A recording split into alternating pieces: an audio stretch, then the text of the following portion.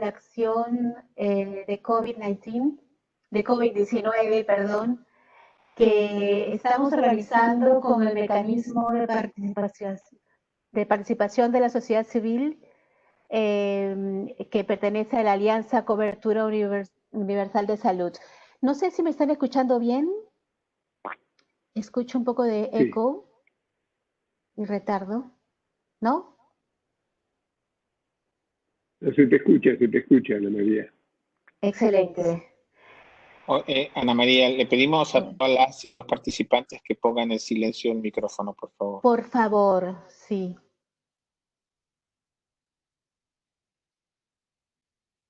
Muchas gracias por su participación en este seminario. Lo primero que quisiera decir es que la cobertura universal de salud es una prioridad a nivel global.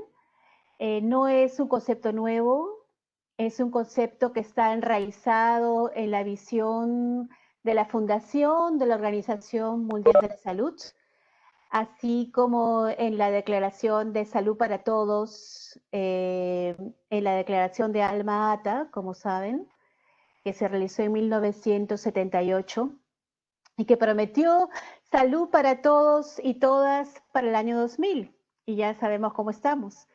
Entonces, ha habido una revitalización de esta agenda que mis colegas Kurt Frieder de la Fundación Huésped y Javier Urcade de Corresponsales Clave nos van a dar un poco más de información sobre esta revitalización y qué significa.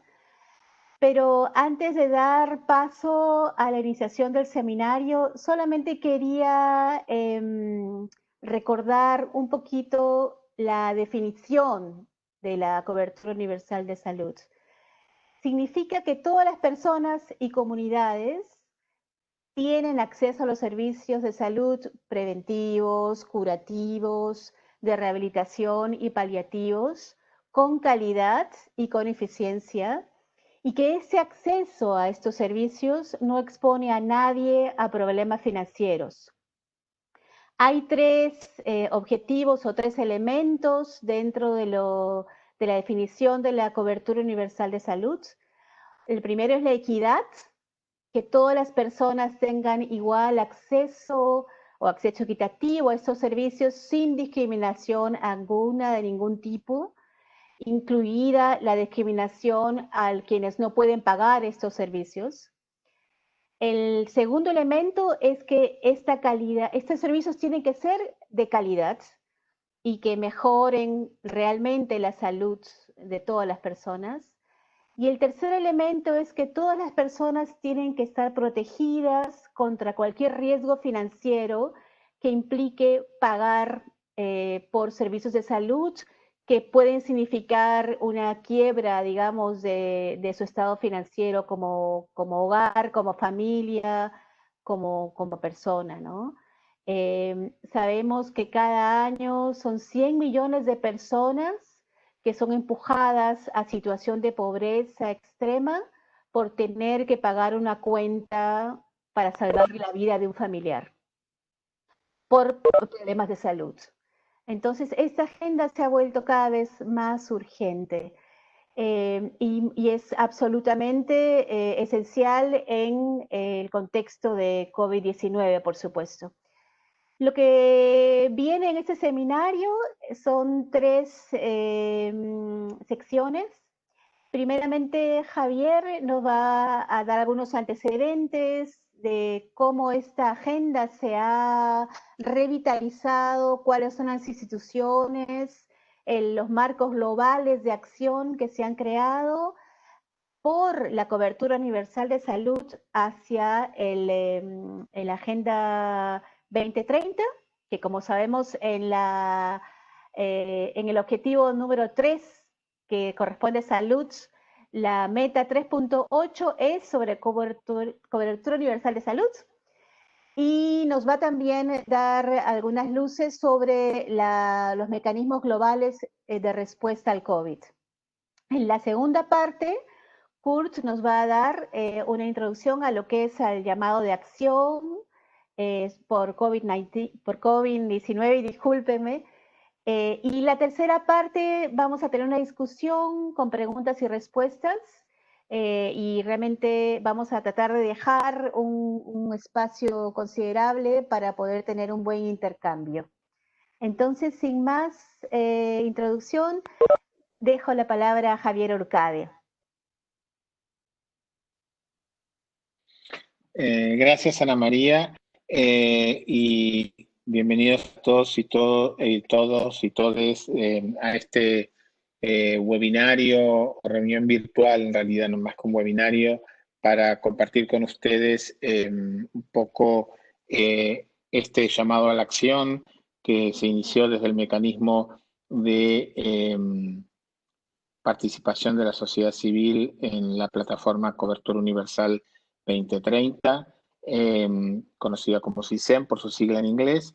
Y la idea era, bueno, lo más importante de esta reunión es la sección de Kurt, que es un poco presentarles el llamado a la acción y escuchar a ustedes, junto con la facilitación de Ana María, la retroalimentación, aun cuando este llamado a la acción específico de cobertura universal vinculado con la pandemia de COVID-19 se ha publicado en su primera edición, porque obviamente estamos en una situación sanitaria de urgencia, es que también pensamos que era importante hacer un proceso de exponer a toda nuestra gente en el terreno a este llamado para la acción, para que nos pudieran dar retroalimentación, y probablemente no hay que descartar la posibilidad que tengamos que seguir pronunciándonos en este llamado. Después de la retroalimentación que estamos escuchando en inglés, francés y español, para poder hablar con la gente en los países y en las regiones, esta es la primera reunión en español. Seguramente va a cambiar la forma en base a su retroalimentación de cómo comunicamos este llamado. La siguiente.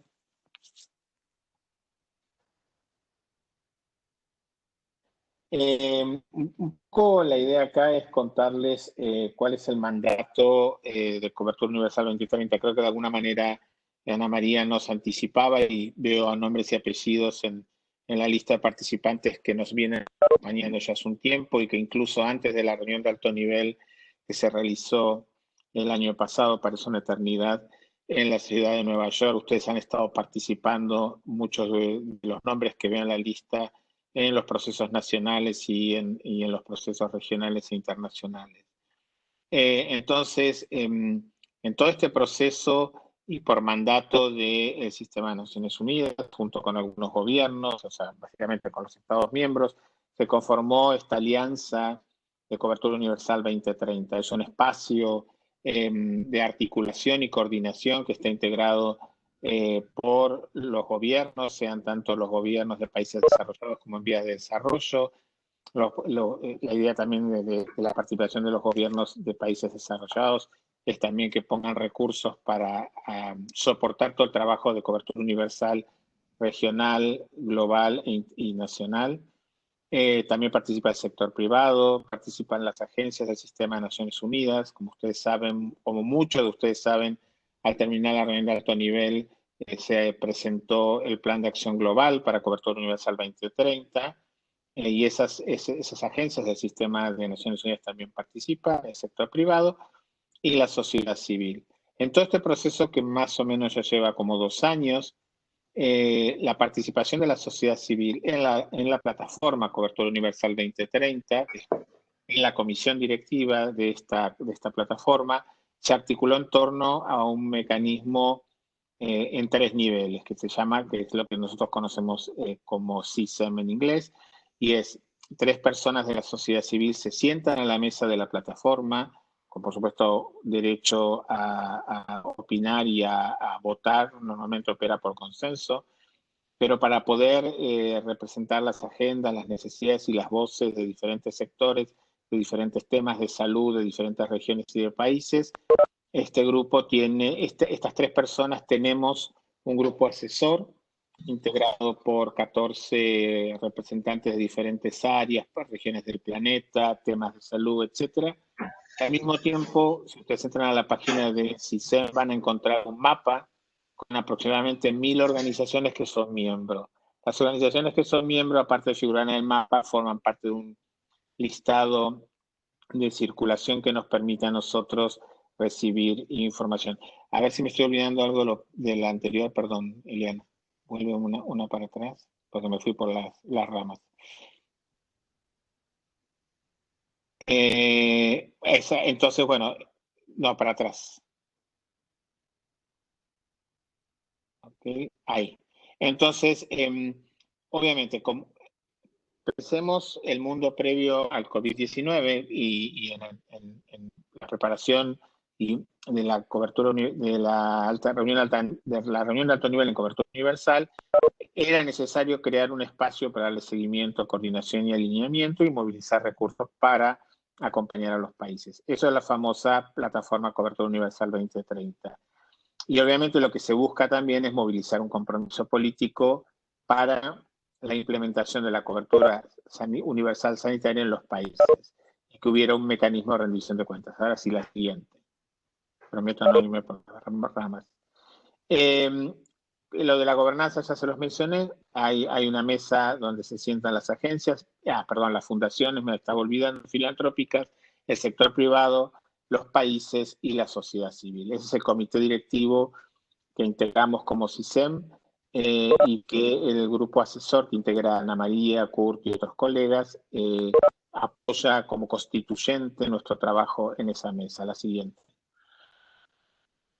Obviamente el mandato nuestro como mecanismo de facilitación de la participación no es exclusivamente para sentarse en la Alianza 2030, sino también para apoyar procesos en los países, sin duplicar el trabajo que hacen muchos de ustedes que trabajan en redes, alianzas y mecanismos de diferentes temas de salud específicos o transversales en la región, en el mundo, y no es duplicar, sino es también colaborar. Queremos, para poder sentarnos en la mesa directiva de esta alianza internacional, necesitamos nutrirnos de lo que está pasando en los países y lo que está pasando en las regiones. La siguiente. Entonces, este grupo consultivo bueno, en realidad 18 miembros, como les decíamos, tiene 3 personas, un colega de Australia, otra colega de Vietnam y quien les habla, que nos sentamos en la mesa del grupo, de la comisión directiva o comité directivo del asocio, y lo que tratamos, y esta misma llamada es parte de esa filosofía, tratamos de sentarnos en esa mesa y canalizar las voces de 1000 personas que forman parte de la membresía de CISEM, 800 organizaciones de más de 100 países y, por supuesto, el grupo asesor que representa organizaciones de la sociedad civil de diferentes temas de salud. La siguiente. Si tienen preguntas hasta acá sobre CISEM y CUS y cobertura universal, por favor las van dejando en el chat y las trataremos de responder en esta llamada o en llamadas subsiguientes. El año pasado y este año empezamos un proceso de tener reuniones dentro de la región para contarles qué es lo que estaba pasando, pero en el medio, a todos los que trabajamos en temas de salud, derechos, desarrollo y demás, nos atravesó la crisis de la pandemia del COVID-19. Entonces, obviamente hubo que ajustar el rumbo y poner las prioridades. Entonces, antes de meternos en la faena de ver cómo nos posicionamos desde la sociedad civil que participa en los procesos de cobertura universal frente a la crisis del COVID, que eso queda ahora en la siguiente parte, les queríamos comentar que también estamos participando en todo un proceso bastante complejo, bastante frenético, en cómo los países y las agencias y la sociedad civil están tratando de organizar la respuesta de emergencia al COVID. Esto es lo que se llama por la sigla en inglés ACTA, y está relacionado con el COVID, muchas siglas, por supuesto, y tiene que ver con generar mecanismos para un acceso acelerado a las herramientas, ¿no? Para hacer frente a la urgencia del COVID. Y ahora cuando les cuento un poquito cómo está organizado, este acta tiene 3 pilares y una especie de acelerador transversal, muchas palabras. Pero si pensamos en lo que vemos y escuchamos, y muchos de ustedes están trabajando también en COVID en sus países y en la región, entendemos que enfrentamos el tema del diagnóstico, la cuestión terapéutica, sobre todo de los, por ahora de los pacientes con COVID-19 que tienen complicaciones y están, por ejemplo, internados, y el tema tan mentado de las vacunas. Estos serían como los 3 pilares. No solo tener más y mejores testeos, sino toda la cuestión de testear y darle seguimiento a los contactos, todas estas cosas que todos los días se discuten en muchas de nuestras reuniones y en los medios de comunicación. Encontrar el uso, desarrollo o reciclado de medicamentos para mejorar la prognosis de personas que están internadas en terapia intensiva, y el día de mañana quien les dice alguna cuestión más antibiótica que pueda frenar y reducir los síntomas o el curso de la infección por COVID. El tema de la vacuna, por supuesto, que es la diana, el objetivo principal para todos nosotros, que no solo es encontrar de los 130, 150, no me acuerdo ahora, protocolos de vacunas, algunos que ya están en fase de prueba con personas, no solo encontrar la vacuna adecuada, sino cómo esas vacunas van a llegar a un número significativo de personas. Vacuna no solo es encontrar la vacuna, sino cómo producir en forma masivas, de miles de millones de dosis, cómo esa persona va a llegar a una persona en Calcuta, en San Pablo o en Cuernavaca. Entonces, todo eso es parte también de la mirada. Y el acelerador, en el que particularmente sí se me está colaborando directamente, es el de fortalecimiento del sistema de salud. Obviamente el diagnóstico, el tratamiento y las vacunas no serían posibles sin dar recursos y fortalecer. Cuando digo fortalecimiento del sistema de salud, es proveer un fortalecimiento inmediato. Va desde la provisión urgente de elementos de protección personal para los profesionales de la salud, como también empezar a darse cuenta qué cosas fallaron en los sistemas de salud en diferentes países, en diferentes contextos, sobre todo ante la posibilidad que la nueva realidad signifique que la crisis aguda de COVID vaya y venga por temporadas o por lapsos de tiempo. Entonces, CISEM está participando en este proceso, otras organizaciones de la sociedad civil también, todavía no en el de vacuna. Es importante decirle que nosotros de alguna manera estamos cuidando ese espacio porque todo ha sido bastante acelerado y creemos que en un tiempo vamos a fomentar y promover un llamado abierto y transparente para la participación de la sociedad civil en cada área de trabajo de cada uno de los pilares. Imagínense que diagnóstico tiene dentro de diagnóstico áreas de trabajo donde también tenemos que proveer gente de la sociedad civil. Creo que hay un claro compromiso de que es necesario que la sociedad civil, las personas con COVID y las personas vulnerables participen en todas las áreas de trabajo y todos los pilares. ¿Me queda alguna transparencia más? A la siguiente. No, gráfico, no llegamos con el gráfico. Creo que ahora pasa, Ana María, ahora es la sección de Kurt. Sí, damos paso entonces a la sección de Kurt Frieder, que nos va a explicar un poco más en detalle en qué consiste ese llamado a la acción. Muchas gracias, Kurt. Gracias, Ana María, gracias, Javier.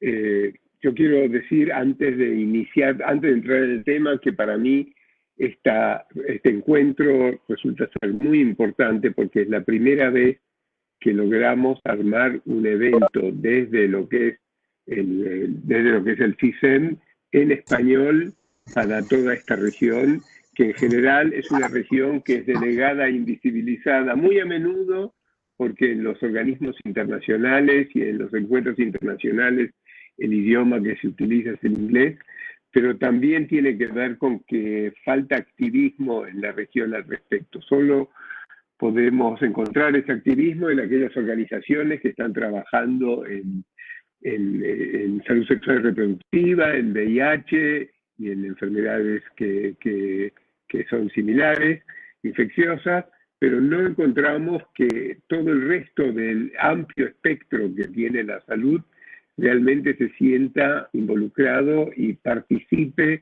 con la intensidad que debe en realidad en lo que en última instancia tiene que ver con sus propias vidas y con el futuro de la sociedad civil, y en este momento del COVID, con mucho más que eso, y también el futuro global. Habiendo mencionado esto, y creo que este no debe ser el último encuentro que tengamos, paso entonces a estos lineamientos generales. La verdad es que el llamado a acción tiene como origen algunos documentos en los cuales estuvimos trabajando durante el último año.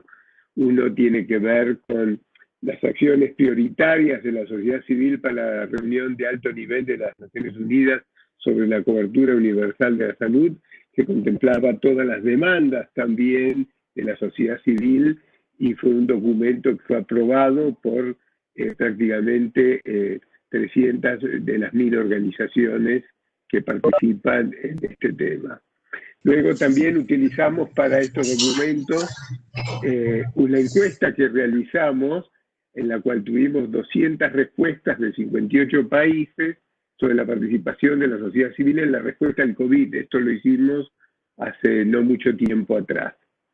Luego también un artículo que apareció en el British Medical Journal, que es sobre la gobernanza de la respuesta al COVID-19, que es un llamado a la toma de decisiones más inclusiva y transparente, y una declaración política que hicimos, la cobertura universal en salud, movilizándonos juntos por un mundo más saludable.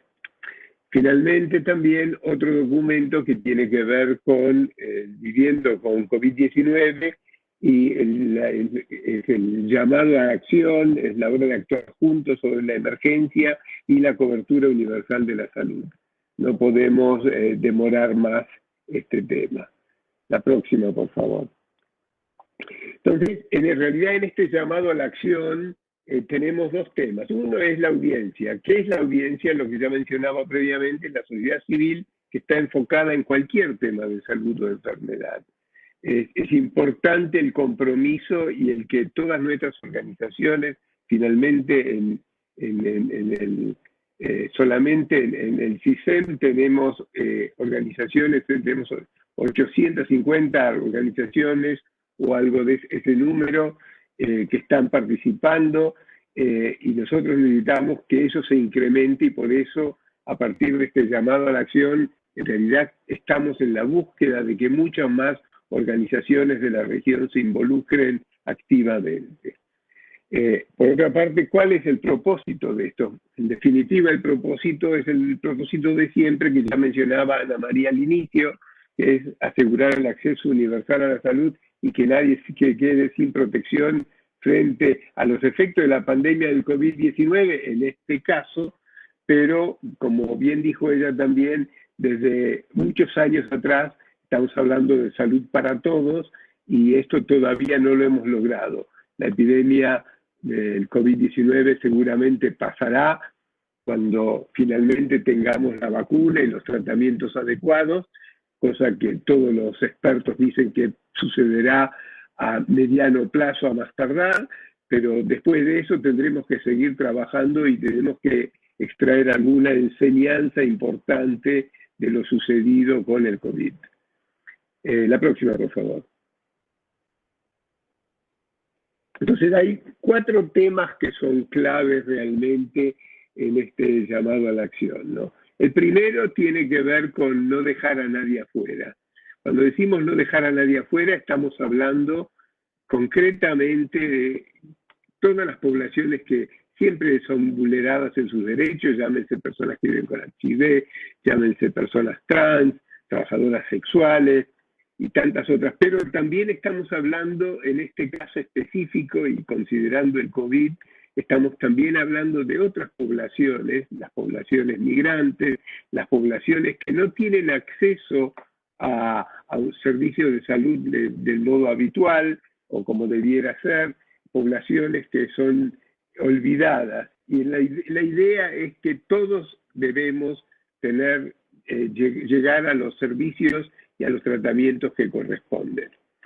Para eso el tema es que necesitamos también tener una protección financiera y social de nuestros estados. Hay estados que la están ofreciendo, hay otros muchos que lamentablemente no la están ofreciendo, pero necesitamos tener protección financiera y social para todas las personas, tanto en lo que respecta a sus coberturas básicas de higiene y de alimentación, como también así el recurso económico básico y necesario como para en estos momentos de tanto aislamiento y confinamiento, la gente que no puede salir a trabajar tenga la posibilidad de sobrevivir de un modo razonablemente digno.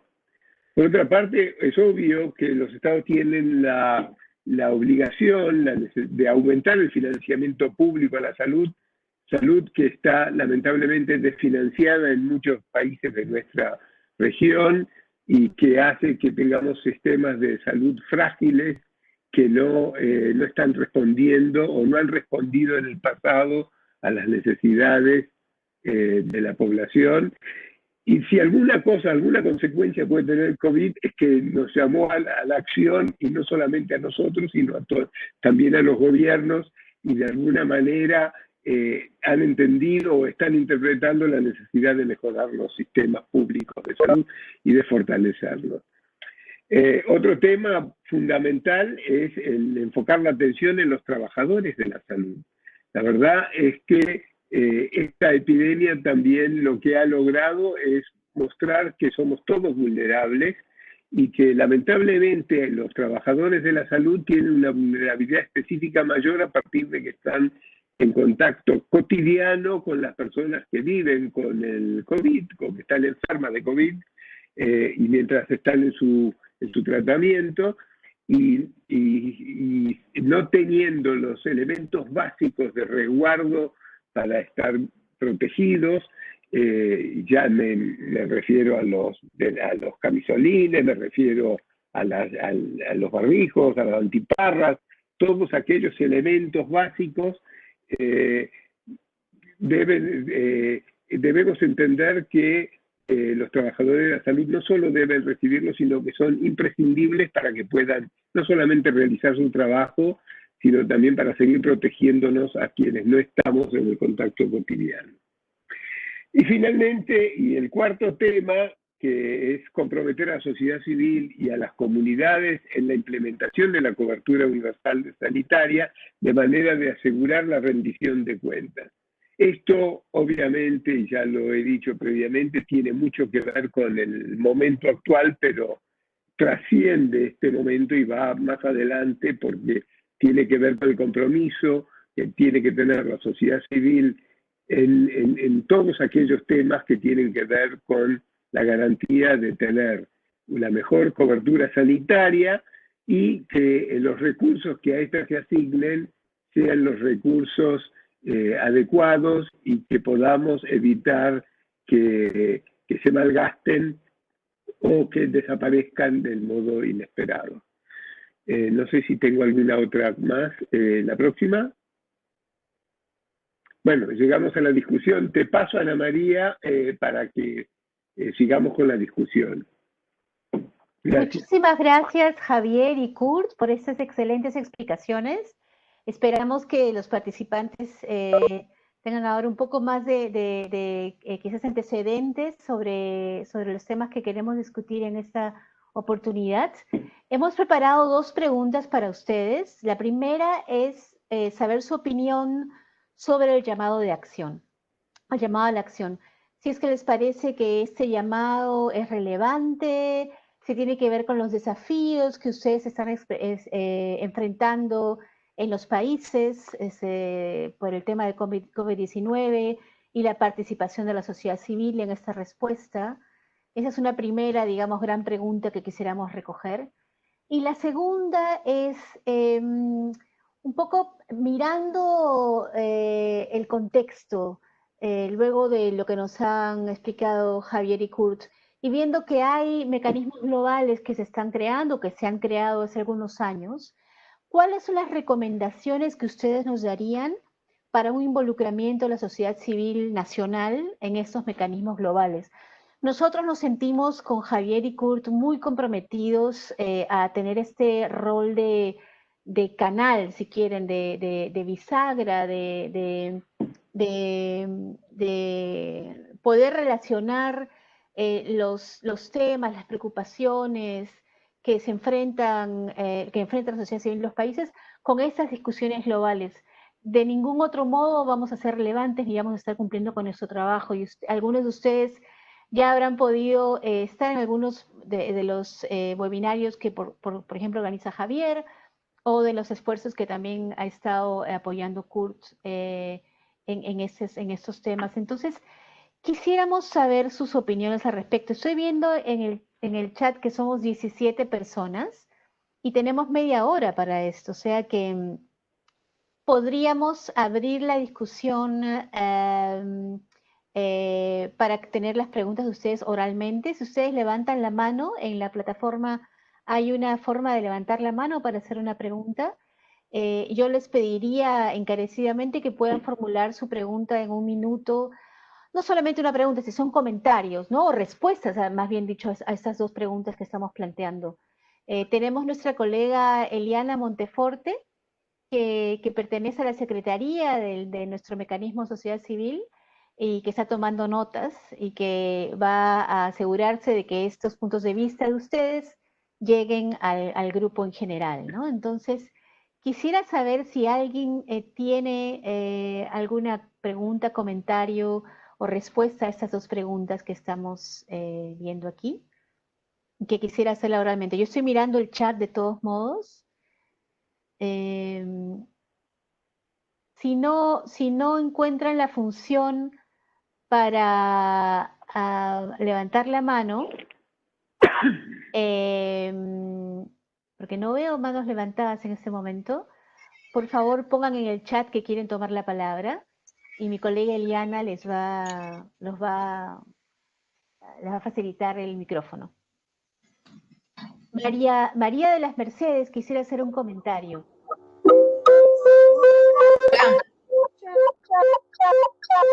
Escuchamos, pero con mucho eco, María, y me parece que estás cometiendo el mismo error que yo cometí al principio, y es que estás registrada 2 veces.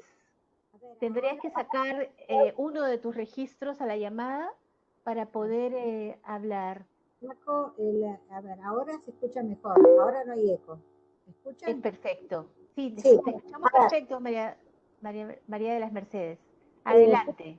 Bueno, ante todo quería agradecerle a Kurt por la invitación. Me parece que es una iniciativa muy importante, sobre todo para Latinoamérica. Y justamente uno de los puntos que me parece importante destacar es el hecho de acceder a la información en español, ¿no? Es decir, no todas las personas tienen acceso al idioma inglés, y me parece que facilitar la información en español es importantísimo. Por otro lado, también me parece importante el acceso a estos mecanismos globales, facilitando el acceso a las organizaciones que trabajamos en el sistema de salud hace tantos tiempos, ¿no? En el caso mío, yo represento una organización que trabaja en el tema de adicciones desde hace 35 años y presido un foro, una federación de organizaciones que tiene alrededor de 200 organizaciones en actividades diversas. Y lo que vemos es que muchas veces hay mucho interés, pero se desconoce o hay una dificultad para el acceso a participar en estos mecanismos globales para compartir las experiencias y sugerencias de estas organizaciones que trabajamos en territorio, por ejemplo. Claro. Sí, muchísimas gracias por esas perspectivas, María de las Mercedes. Un honor conocerte. Muchas gracias por asistir a este webinario. La siguiente intervención estaría a cargo de Salud para Todos Argentina.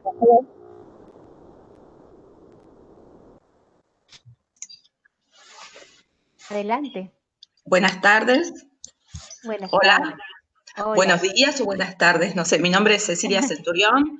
soy fundadora de Salud para Todos Argentina, preliminarmente de Todos Frente al Chagas en 2006 y a fines del 2015, principio de 2016, pasamos a Salud para Todos Argentina porque ya nos involucramos con el CISEM, preliminarmente la Universal Health Coverage Coalition.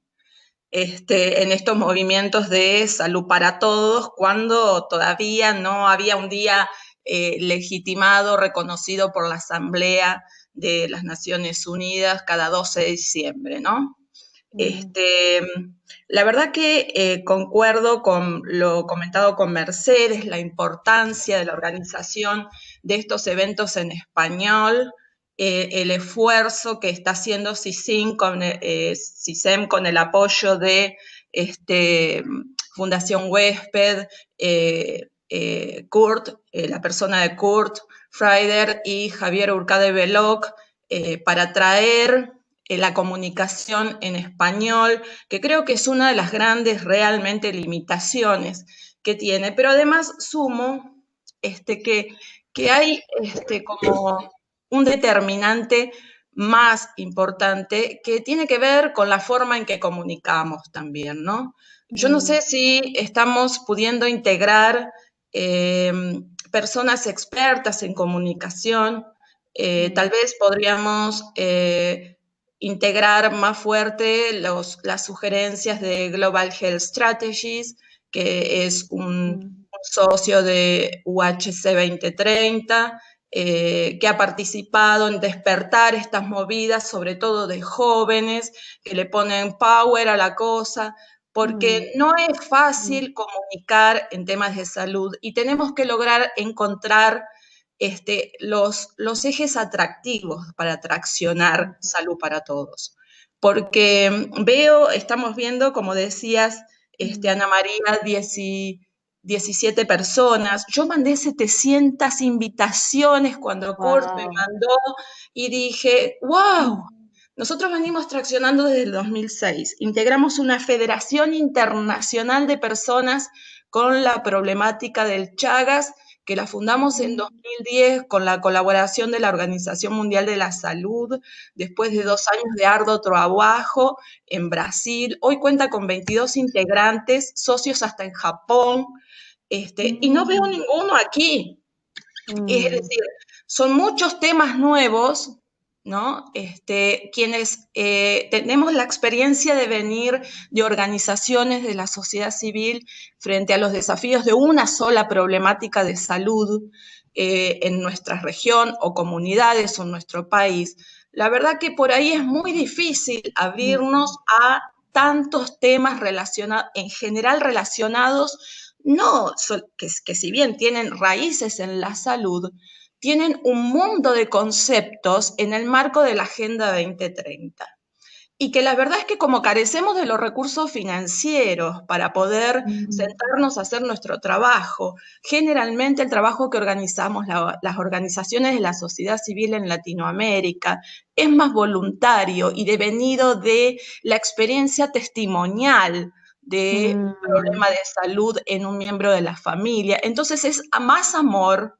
Como dijo María Eugenia de HCB Sin Fronteras, un ejemplo que me encantó tanto, tan coloquial, hace unos días en otra charla, dijo, nosotros veníamos, ¿por qué fundamos Hepatitis Sin Fronteras? Dijo ella con mi marido, y porque nosotros nos caímos en este agujero y dijimos, ¿qué podemos hacer ahora para que los que vengan atrás no se caigan en el mismo agujero, ¿no? Entonces, esto es lo que nos mueve a quienes hemos cargado sobre nuestras espaldas el desafío de una organización de la sociedad civil frente a una problemática de salud.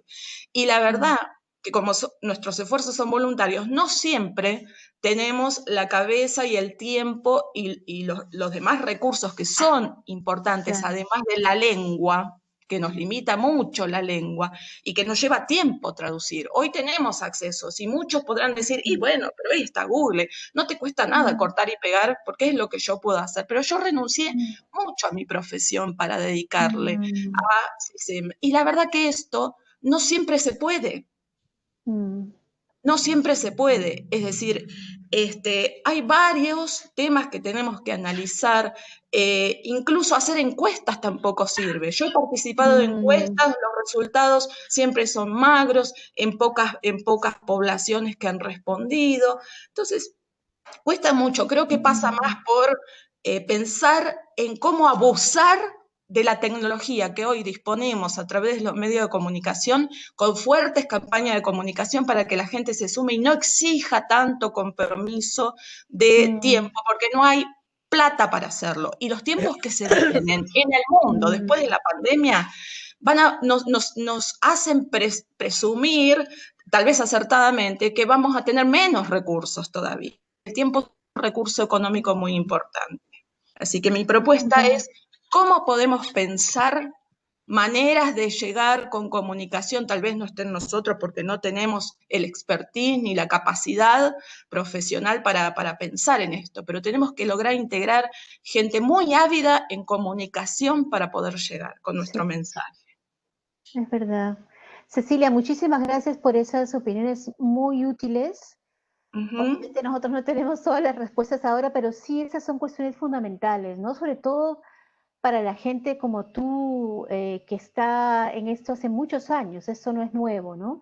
Y sí, solo para compartir muy brevemente que este reto de no pensar solamente en la enfermedad que nos preocupa, pero pensar de manera amplia en la cobertura universal, es un reto acá y en la China. Es algo que está costando desde la sociedad civil hasta los programas de los ministerios, ¿no? Te vuelvo a poner mi testimonio. Yo renuncié a mi trabajo, a mi vida profesional para poder hacerlo, por amor a la humanidad y porque es un legado de mi abuela materna y de mi padre. Pero no todo el mundo tiene la opción. Y yo misma en este momento he tenido que renunciar a tiempo porque cada vez tenemos que bajar más nuestros honorarios. Entonces tenemos que dedicar cada vez más horas para poder recaudar para nuestro subsistir. Entonces, es un tema en el que hay que pensar porque somos todos personas y necesitamos el apoyo de ustedes, que ustedes tienen el acceso. Ustedes tienen conexiones con grandes fuentes para lograr llegar con un mensaje de otra manera. Gracias por eso, Cecilia. Y sí, trataremos de dar respuesta, por lo menos de pensar en cómo lograr eso. Tú tienes mucha razón en los temas que pones al frente. Daremos la oportunidad también a Francisco Rosas de Vivir, para que amablemente escribió una pregunta en el chat, pero creo que tenemos un poquito de tiempo, Francisco, para que tomes la palabra. Adelante. ¿Prefieres que los leas? ¿Prefieres que leamos la pregunta? Entonces, rápidamente leeré la pregunta de Francisco. Dice, en México, perdón, la primera pregunta que hiciste fue, en México las consultas a personas con VIH se han suspendido desde el mes de marzo. Los médicos tratantes están ocupados ahora tratando personas con COVID y la entrega de los medicamentos antirretrovirales se está dando para 2 o 3 meses. Las personas con VIH con comorbilidades como diabetes, obesidad o problemas cardiovasculares no han sido objeto de interés en la estrategia gubernamental del COVID. Muy importantes tus puntos, Javier. No sé si quieres tomar la palabra. Arriba hay otra, rápidamente, si es verdad que tenías otra, que te parecen relevantes el llamado, pero que habría que clarificar líneas concretas que la sociedad civil debería seguir para tener mayor impacto, como por ejemplo a las organizaciones que trabajan en VIH.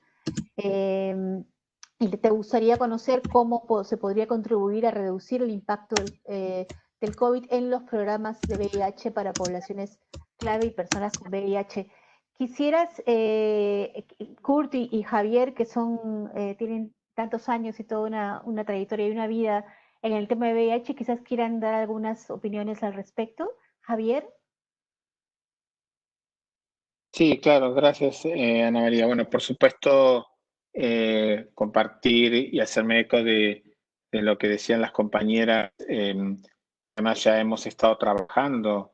Ellas han estado trabajando mucho antes que nos conociéramos y junto con Kurt y la articulación de trabajo en cobertura universal en la Argentina y cuando me uní al CISEM y junto con Kurt, pudimos tener varias oportunidades de conversar y demás. Y es muy importante. Y sí coincido que lo que nos está pasando a todos, aún aquellos que trabajamos nacional, internacional o regionalmente en un tema de salud, es que cuando decidimos, por ejemplo, o tenemos la visión de que la única forma que la respuesta al VIH-Sida, al Chagas, a la hepatitis, a los temas de discapacidad, a los temas de salud mental, otras enfermedades raras, no comunicables, la lista es infinita, solo va a ser sostenible con la cobertura universal sanitaria. Y que la cobertura universal sanitaria para mucha gente es como que no solo no participa por el tema del idioma o porque tiene agendas de competencia, sino porque lo mira como una cosa que ya está cosida, ¿no? Como que hay una agenda neoliberal de privatización de la salud, de los sistemas de aseguramiento, etcétera. Es probable que en muchos países eso se pueda dar. Yo siempre digo que nosotros tenemos que dar la batalla, sobre todo en los países, porque todos estos procesos globales y regionales acompañan, pero por ejemplo el CISEM en la reunión del año pasado decidió que toda la energía la va a poner en apoyar los procesos nacionales. Todo era pre-COVID. Entonces, porque nosotros podemos tratar de influenciar en Argentina, en México o en cualquier otro país la cobertura universal sanitaria que necesitamos, que queremos. Si no, vamos a ser espectadores de, en algunos casos, cómo se privatiza la salud, en algunos casos, cómo se crean cápitas, entonces, donde había un sistema público de salud totalmente gratuito, empieza a pensar que los ciudadanos tienen que poner algún tipo de contribución financiera, con coseguros, etcétera, y vamos a ver de alguna manera un proceso vicioso de cobertura universal y no virtuoso como el que necesitamos. Ahora, hay que reconocer que sobre llovido mojado, como decimos en mi país, estábamos mucha gente dedicando tiempo en la discusión de cobertura universal, en la discusión de la sostenibilidad, de la nueva arquitectura del financiamiento internacional para la salud en general y para algunas enfermedades en particular, y apareció la pandemia. Entonces, por un lado tenemos que tener la realización o la decisión de responder a la urgencia de la pandemia, porque todo está, como bien señalaba Francisco, responder a la pandemia no es solo tapabocas o vacuna para COVID, etcétera, sino asegurar que las personas con diabetes tengan insulina, que las personas con VIH tengan antirretrovirales, etcétera, etcétera, etcétera, ¿verdad? Y al mismo tiempo de responder a la crisis urgente del COVID, no dejar de trabajar el tema de cobertura universal. Y por eso para nosotros es muy importante desde el CISEM integrar este proceso, si se quiere, transversal de sistemas de salud que une los tres pilares, diagnóstico, tratamiento y vacunas, en estas herramientas aceleradas de respuesta al COVID, porque creemos que es el lugar donde todavía podemos seguir demandando la agenda de cobertura universal al mismo tiempo que respondemos a la crisis. Y porque COVID nos va a comer mucho tiempo del precioso tiempo que tenemos de acá al 2030, que nos pusimos como meta, y al mismo tiempo la gente sigue con otros problemas de salud vinculados con la inequidad, la pobreza, etcétera, que tanto golpean América Latina y el Caribe. Entonces, estamos en un momento crítico, no solo por la crisis sanitaria, sino porque somos las mismas personas que trabajamos enfermedades o temas de salud específicos, también trabajamos cobertura universal desde la perspectiva de nuestro tema específico y tratando de abrir el juego de una forma más integral. Y además ahora nos vemos quizás, si se quiere, con el privilegio de poder contribuir a la respuesta al COVID-19. Pero yo cerraría mi mensaje, y es un poco lo que estoy escuchando también, es que todo está vinculado. No es que, porque si no hacemos lo mismo que pasa con una Dirección Nacional de SIDA o el Programa Nacional de Hepatitis, que ya no, cerramos hasta que pase lo del COVID. Y entonces no entran personas en tratamiento de hepatitis C hasta que se supere, hasta que entremos a la fase 3 de COVID-19. Eso es imperdonable. Entonces creo que nosotros tenemos la posibilidad, como bien decían al principio, tenemos que movilizar mucha más gente. Es muy frustrante la poca atracción que tiene el tema de cobertura universal, pero también tenemos que ver cómo seguimos hablando de cobertura universal durante la crisis del COVID. Por eso es que CISEM adaptó los mensajes claves de la reunión de alto nivel en el contexto de COVID. Y este es un paso más en involucrar a América Latina y a los que usamos el español como nuestro lenguaje de trabajo, activismo y demás. Y le vamos a seguir en eso. Kurt, no sé si quieres...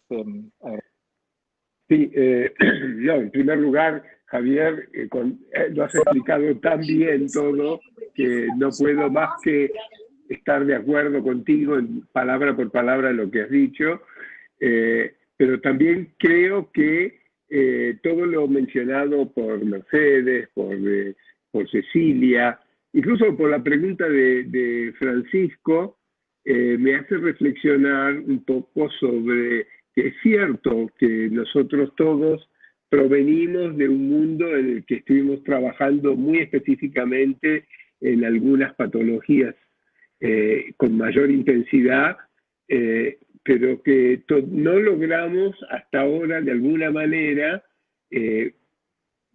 hacer visible que todos estos temas no se van a resolver si no logramos resolver el tema de la cobertura sanitaria universal. Yo recuerdo que en algún momento, en una conferencia en la que estuve, se mencionó que trataba el tema de VIH específicamente, y fue en México, hace un par de años atrás. El secretario de Salud de la Ciudad de México dijo una frase que me quedó pegada. Él dijo, concretamente, si resolvemos el objetivo 3 de los Objetivos de Desarrollo Sustentable, que tiene que ver con la salud, posiblemente estemos resolviendo los otros 16 objetivos también. Y a la inversa, si resolvimos los otros 16 objetivos, posiblemente no tengamos que resolver más el de la salud porque va a estar resuelto. No alcanzamos, lamentablemente, todavía a entendernos como que somos una parte más o menos importante, pero somos solamente una parte de un proceso mucho más largo. Y eso es un poco lo que desde el CISEM estamos tratando de hacer, porque en el CISEM estamos hablando no solamente de enfermedades específicas, sino también estamos hablando de otro tema de consecuencias sociales que estas traen. Y en ese sentido me parece muy importante que comencemos a sentirnos parte de esto y hagamos un mea culpa y hagamos también quizás un poco siguiendo lo que decía Cecilia, reflexionemos un poco cómo se logra despertar a la región, ¿no?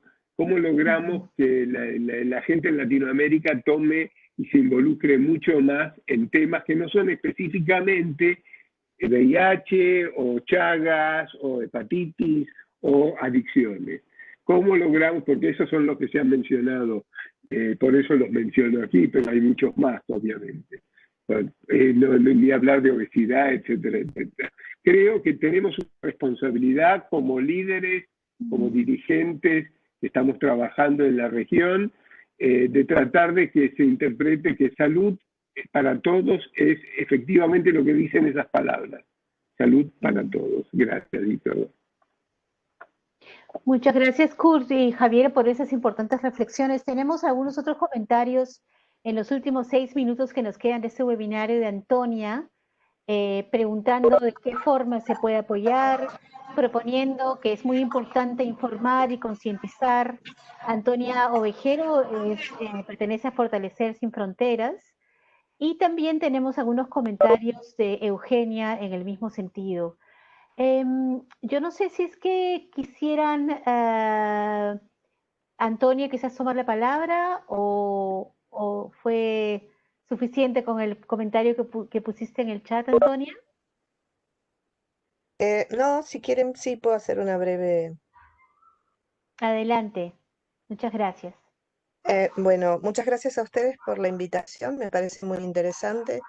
Lo que digo, yo hablaba de la forma de informar y eso porque escuché a la anterior, a la anteúltima expositora que decía que ella, la doctora em,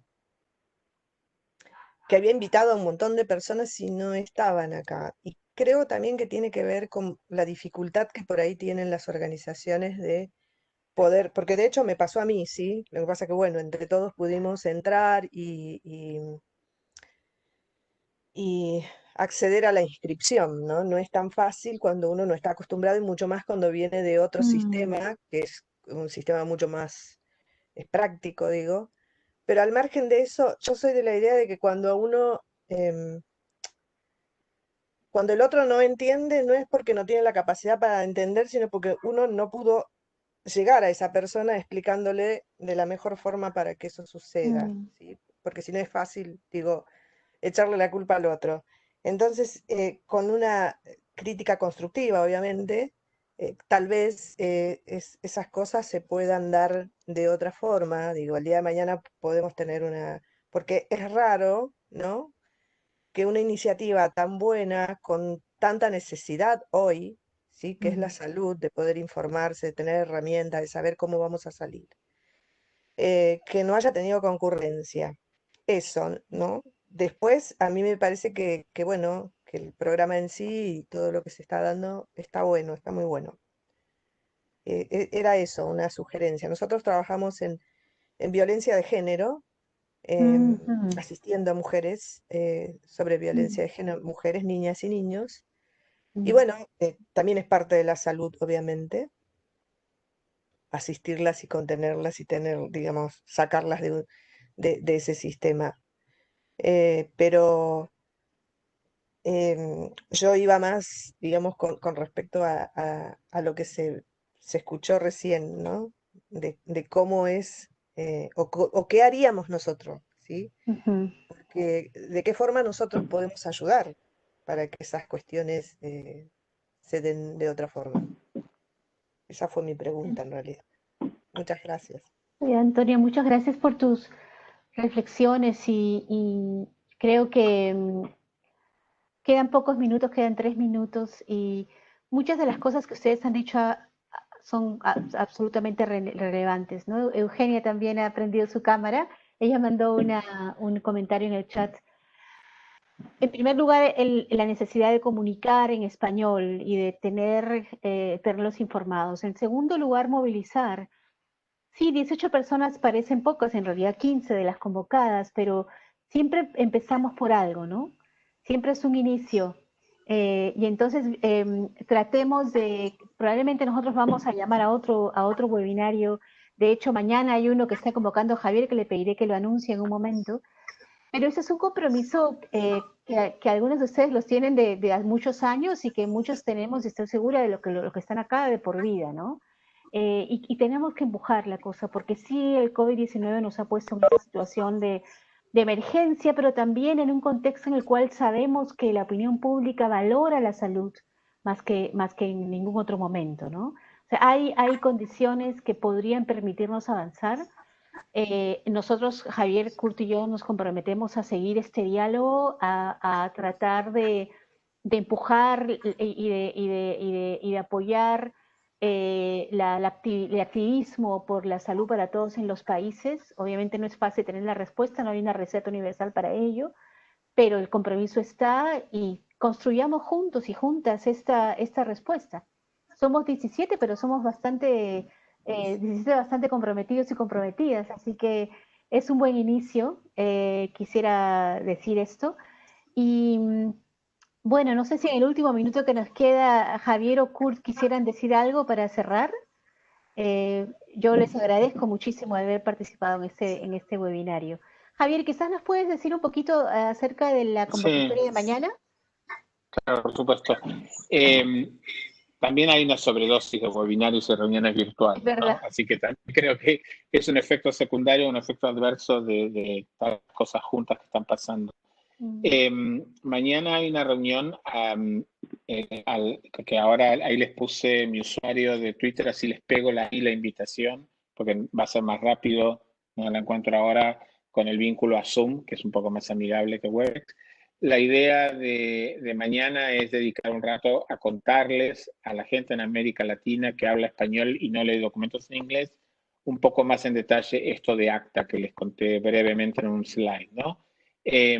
Porque estamos viendo que es un proceso que sucede rápido y que sucede solamente en inglés, y que eso significa que un perfil de organizaciones de sociedad civil son las, y a veces son las mismas de siempre, son las que participan. Y también decirles como comentario de cierre que no se bajonen por el número de participantes de hoy. Con CURT hemos organizado, antes que Ana María se sumara a CISEM, con CURT hemos organizado webinarios o reuniones de 150 personas el año pasado, pre-COVID, principios de este año, con muchos de ustedes, muchas de ustedes. Y es cierto, hay muchas prioridades que compiten. Entonces, lo que estamos tratando de hacer, tanto Kurt, Ana María, yo y otros colegas, Lídice, de corresponsales claves que están por acá también, es tratar de, el primer paso para movilizar a la gente es acercarles la información. La información a veces es muy poco amigable, no tenemos capacidad ni presupuesto para traducir documentos. Algunos ya están en español en la página de OMS, etcétera. Pero además de todo el trabajo que cada uno de nosotros tiene en el tema de salud específico en el que trabaja, se suma CUS, se suma COVID y una cantidad de otras cosas que cada uno de nosotros tenemos. Entonces hay que ser realistas, ¿no? Yo por lo menos me consuela, porque mi lucha para que la América Latina esté presente en esos espacios internacionales, aunque no hable inglés, ya lleva como 30 años, me consuela pensar que por lo menos le está llegando la información. En otras regiones del planeta no está pasando, y ese es el primer paso. La información empodera, la información moviliza, y ojalá pudiéramos tener la capacidad para poner disponible más información. Se hace un poco lo que se puede, y CISEM, la Secretaría con Elian, que nos está acompañando acá, también hacemos mucho esfuerzo en que haya información en español. Pero vuelvo a insistir, ahora en mi usuario Joturcade de Twitter les pego la invitación para los que no la vieron, para mañana, y si tienen tiempo, acompañarnos a las 3 de la tarde, hora de Lima, sería a las 5 horas de Buenos Aires, en una sesión específicamente para explicarles qué es lo que está pasando con ACTA. ACTA es esta respuesta a COVID-19. Y aquí termino porque estamos pasando de tiempo. Muchísimas gracias. No importa si son 170 o 17, cada uno de ustedes vale muchísimo su tiempo, y qué bueno que estuvieron con nosotros hoy. Sí, les agradecemos y los tenemos para la próxima también. Kurt, ¿tú quieres decir algo para finalizar también, me parece? No, para nada. Simplemente agradecerles la participación. Muchísimas gracias. Y nos vemos en la próxima. Muchas gracias.